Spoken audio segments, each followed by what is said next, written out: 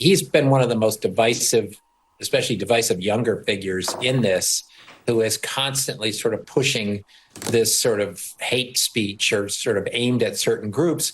And I always go back to hateful thoughts lead to hateful words, which then lead to hateful actions.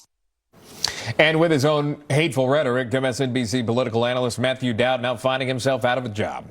The liberal network swiftly cutting ties with Dowd after a firestorm erupting due to those comments you just watched about the late Charlie Kirk, who was barely clinging to life at the time those remarks were made. Dowd also making a bizarre statement claiming that the gunshot may have come from a Kirk supporter firing a gun in celebration. Yeah, incredibly strange stuff to even consider that. As you mentioned, still clinging to life at that time. Let's bring in our friends from Newsbusters, though. Executive Editor Tim Graham and MRC-TV Senior Director Eric Scheiner. Gentlemen, thank you so much for joining us today.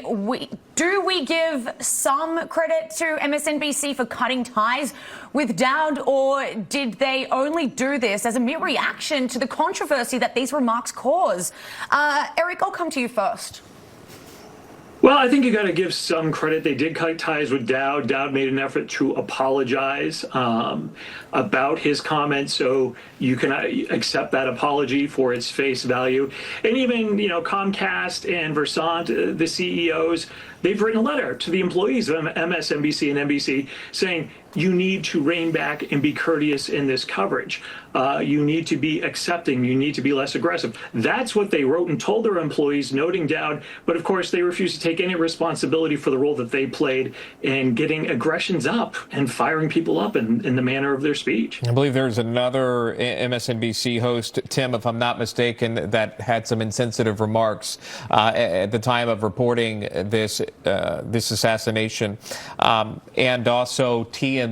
I don't know if you saw that feed where they had that live stream. You heard this eruption of laughter that coincidentally happened at the very same time that we learned of Charlie Kirk's passing. They blamed that on a local car chase that they were watching at the time. They came forward and had to apologize for it.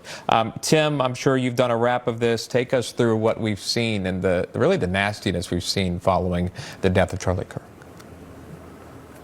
Yeah, the other MSNBC person was the host, Katie Turner, and she was basically suggesting at one point that, well, we all know Trump's going to exploit this. That's what it was, yeah.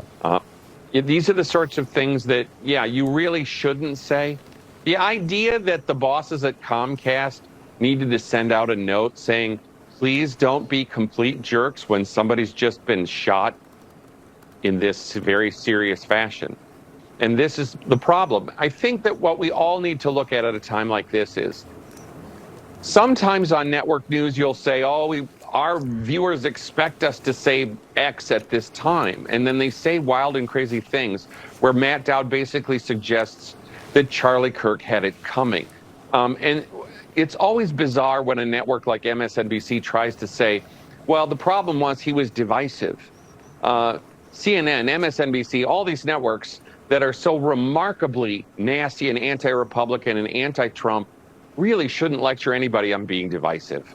Indeed. And look, it's common knowledge and common practice that you normally don't celebrate when a person dies, no matter who this person is.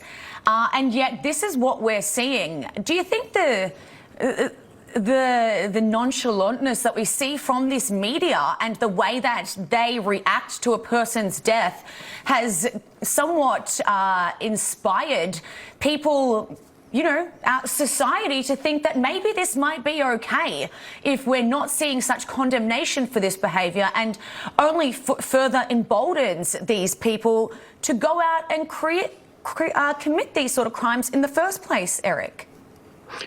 Well, again, if they didn't address the rhetoric in the Comcast letter and the role that their rhetoric has played in inciting, these kind of tensions in the United States, and the fact that they're struggling with it, that they have to have a letter, that they can't just say this is a tragedy, that they have to try to get their points on gun control and squeeze those in there and try to make, well, he's a divisive character, Charlie Kirk.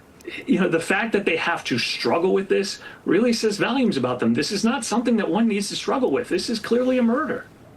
Absolutely. Again, the suspected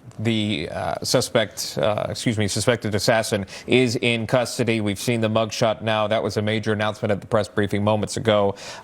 Eric and Tim, Eric Scheiner and Tim Graham, thank you so much for that. We do appreciate your time today. Thanks, gentlemen. Sure.